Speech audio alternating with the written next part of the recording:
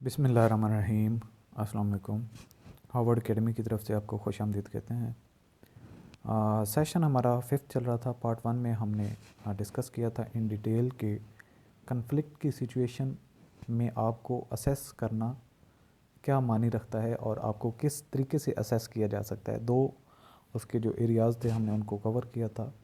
आज हम तीसरा एरिया कवर करने जा रहे हैं कि जब ड्यूरिंग इंटरव्यू आपसे एक कन्फ्लिक्ट की बात की जाती है तो आपकी उस पर राय लेने का मकसद क्या हो सकता है, क्या होता है और आपको किस तरीके से बिहेव करना है, ये हमने बताया था। आज सिचुएशन नंबर 3 पे बात करते हैं कि tell me about a time when you disagree with your boss. कि आपसे पूछा जाता है आप कोई ऐसा वाक़या या ऐसी सिचुएशन बताएं जब आप डिफरेंस ऑफ ओपिनियन का सामना करना पड़ा। आपकी राय कुछ और थी और आपके बॉस की राय कुछ और थी, तो आपने उसको कैसे हैंडल किया। तो सिंपल सी बात है कि ये एक बहुत इम्पॉर्टेंट सिचुएशन होती है जिसमें आपको रिस्पेक्ट शो करनी होती है सबसे पहले अपने बॉस के लिए। और अगर आपने एक दो डिपार्टमेंट्स को पहले क्विट किया हुआ है और आपसे वजह पूछी जाती है, तो ये नहीं कि आप उनकी बुराइयां करना शुरू कर दें, बल्कि आप उनके टफ़ एरियाज़ को बता सकते हैं कि उनके साथ काम करते हुए मुझे फ़लाँ फ़लाँ एरिया में दुश्वारी आई थी, लेकिन मैंने उसको अच्छे तरीके से जो है वो टाइम को स्पेंड किया था और उनके साथ मिलके हमने काम किया था। और कभी भी अपने बॉस के बारे में ये ना कहें कि उनके अंदर ये बुराई थी, उनके अंदर ये बुराई थी। और इस तरह के जो नेचर के बॉस अगर दोबारा आपको मिलेगा तो आप उससे काम हरगिज़ नहीं करेंगे।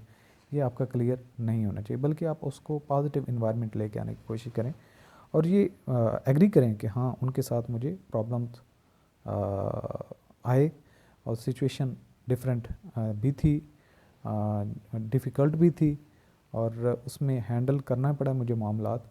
और कभी आपकी ये ख्वाहिश नहीं रही कि आप अपने बॉस के सामने कन्फ्रंटेशन के इन्वायरमेंट में रहें। लेकिन जब कभी हमारी इत्तफाक़ राय नहीं होता था तो आप किस तरीके से कम्युनिकेट करते थे उनके साथ, यानी कि आप उनके पॉइंट ऑफ व्यू में फ्लाज की तरफ भी बड़े अच्छे अंदाज से, एक मुअद्दबाना अंदाज से पॉइंट कर देते थे कि अगर हम इन चीज़ों को इस तरीके से लेके जाएंगे तो हमें ये लॉसेस हो सकते हैं। इसके बावजूद अगर वो आपको एक डायरेक्शन देते हैं जिसमें आपको प्रॉब्लम ज़्यादा फेस करना पड़ते हैं और आपके पास ग्राउंड नॉलेज ज़्यादा है, आप अपनी राय देने की कोशिश करें अच्छे तरीके से, ये मुमकिन खदशात का इज़हार ज़रूर करें।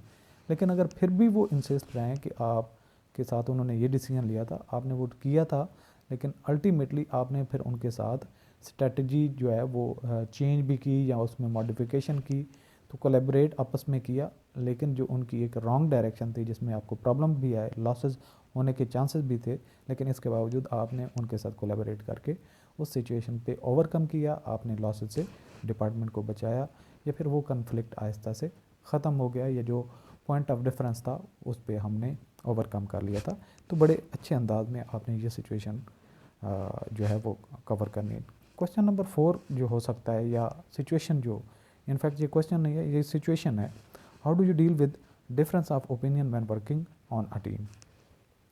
तो तकरीबन जो 90% जो एम्प्लॉयर्स होते हैं जब जॉब की रिक्रूटमेंट हो रही होती है, तो इंटरव्यू में ये प्रेफरेंस होती है कि ऐसे कैंडिडेट्स को आपने हायर करना है जो टीम वर्क करने में बिल्कुल इंटरेस्टेड हूँ और टीम वर्क से अवॉइड करने वाले नहीं हूँ, या जो टीम वर्क में काम करते हुए कंफर्टेबल फील नहीं करते तो उनको हायर नहीं किया जाता। ये बहुत ज़्यादा बड़ी रेशो है।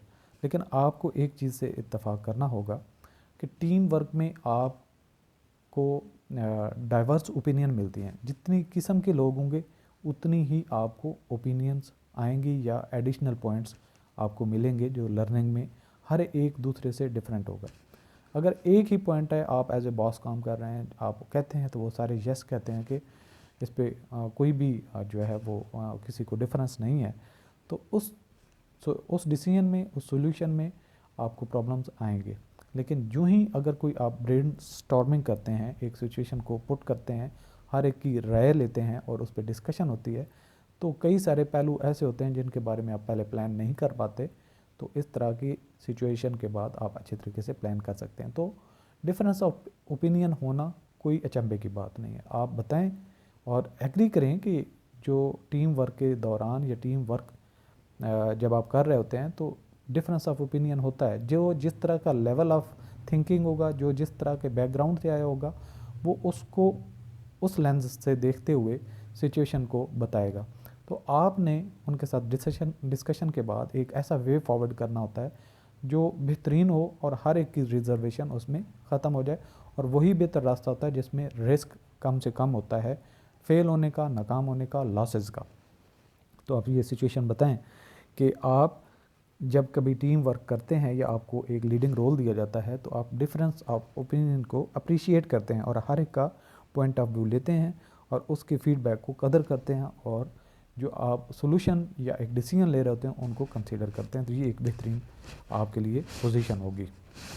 इसके बाद पांचवी सिचुएशन जो हो सकती है, tell me about you have to respond an unhappy customer और क्लाइंट। लेट्स सपोज आप एक सेल मैनेजर थे या मार्केटिंग कर रहे थे, तो आपके ऐसे एक फ़र्द के साथ जो है सामना करना पड़ा जो कि बिल्कुल बहुत सख्त था या उसके साथ मुश्किल था आपको डील करना।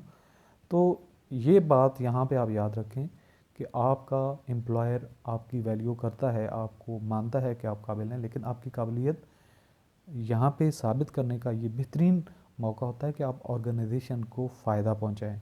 आपके पर्सनल जो बिहेवियर है वो उसकी वजह से आपका कस्टमर लूज़ नहीं होना चाहिए, और कस्टमर सर्विस से आपको अवेयर होना चाहिए, क्योंकि आप जो भी डिपार्टमेंट में जिस भी ऑर्गेनाइजेशन में काम कर रहे हैं, अल्टीमेटली कस्टमर ही आपका जो मेन सेंट्रल पॉइंट होता है वो होता है। आप आपकी कहीं पे गलती है तो भी आप अपने कस्टमर के साथ माजरत करें, उसको सॉरी करें, और अगर उसकी भी गलती है उसको थोड़ा सा पॉइंट आउट करें कि आपने अगर ऐसे किया होता तो ये प्रॉब्लम जो है वो उससे बचा जा सकता है, लेकिन इसके बावजूद आई एम सॉरी। तो उसमें आपका जो है जितना भी अग्रेसिव कस्टमर होगा वो अल्टीमेटली पोलाइट हो जाएगा, और इस तरीके से आपकी ऑर्गेनाइजेशन एक पोटेंशियल कस्टमर को लूज़ करने से बच जाएगी, और आपकी ऑर्गेनाइजेशन को आपके अच्छे बिहेवियर की वजह से फ़ायदा होगा। तो एम्प्लॉयर यही इस तरह की ही वर्कफोर्स को तलाश कर रहा होता है जो हर तरह की सिचुएशन में उसके अंदर बुर्दबारी भी हो, बर्दाश्त भी हो, कहीं वो कस्टमर के साथ इस तरीके से उसको हैंडल ना करे कि बाकी और दो चार कस्टमर भी जो देखने वाले हैं वो ऑर्गेनाइजेशन का गलत मकसद लें। एक तरह से आप अपनी ऑर्गेनाइजेशन के सफ़ीर होते हैं, तो सफारतकारी से आपने काम लेना होता है, डिप्लोमेटिकली काम लेना होता है। आपको गुस्सा आए भी तो आपने उसका इजहार नहीं करना होता कस्टमर के साथ, क्योंकि कस्टमर आपके लिए वैल्यू रखता है, आप उससे कुछ ना कुछ अर्न करेंगे, और आपका मकसद ही यही है कि आप अपने कस्टमर को सर्विस दें। तो उससे वो उसकी जो उसको किस तरीके से अग्रेसिव सिचुएशन से आप नॉर्मल लेके आ सकते हैं कि आप उसको रेजिस्ट ना करें, उसको कन्फ्रंट ना करें। जब आप उसको लॉजिकली गलत साबित करने की कोशिश करेंगे तो वो गुस्सा करेगा और अपनी इंसल्ट फील करेगा, और उससे बचने के लिए वो और गुस्सा करेगा। तो अगर वो राइट है, रॉन्ग है, व्हाट्सएवर, लेकिन आपने उसको इंतहाई बुर्दबारी से बर्दाश्त करते हुए उसके साथ जो है वो डिस्कशन करते हुए उसको लूज़ नहीं करना। तो ये आपकी विनिंग पोजीशन होगी जब इस तरह की सिचुएशन होती है कि आपने कस्टमर को कैसे डील करना है। आपका कस्टमर गुस्से वाला है या वो आपसे ज़्यादती कर लेता है, तो इसके बावजूद आपने उसको वैल्यू देनी कि वो ऑर्गेनाइजेशन के लिए फ़ायदा मंद है, तो इसलिए आप अपने जो है वो पर्सनल इंटरेस्ट या पर्सनल जो जज्बात हैं, इमोशंस हैं, उनको थोड़ा सा सेट असाइड करेंगे। तो workout work it out mean के कोई भी ऐसी ऑर्गेनाइजेशन नहीं जहाँ पे कन्फ्रंटेशन ना हो, लेकिन आपने उसके अंदर आपके अंदर ये सलाहियत मौजूद होनी चाहिए, आप उनसे बात कर सकें। और करियर आपका इतना आसान नहीं है कि जहाँ पे बिल्कुल जो है वो फ्रिक्शनलेस इन्वायरमेंट हो। ये छोटी छोटी भी बातें ऑफिस की हो सकती हैं, आपके कोऑर्डिनेट को वर्कर के साथ हो सकती हैं, सबॉर्डिनेट और बॉस के साथ हो सकती हैं। तो आपने हर एक सिचुएशन के लिए रेडी रहना, और इतना एक आपके अंदर बर्दाश्त होनी चाहिए कि आप मिल के उनके साथ दोबारा काम भी कर सकें जब एक दफ़ा डिसएग्रीमेंट ख़त्म हो जाए।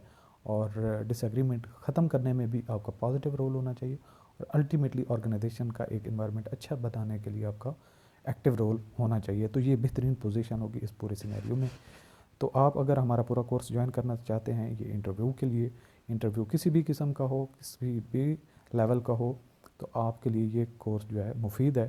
तो हम फोकस कर रहे हैं federal public service commission, Punjab public service commission, इसके अलावा NTS के जो इंटरव्यू हैं उनके लिए ये इक्वली कोर्स इंपॉर्टेंट है। तो आपको उसको ज्वाइन कर सकते हैं। हमारी वेबसाइट का एड्रेस है www.harvardacademy.com, और आप हमें व्हाट्सएप भी कर सकते हैं, कांटेक्ट कर सकते हैं।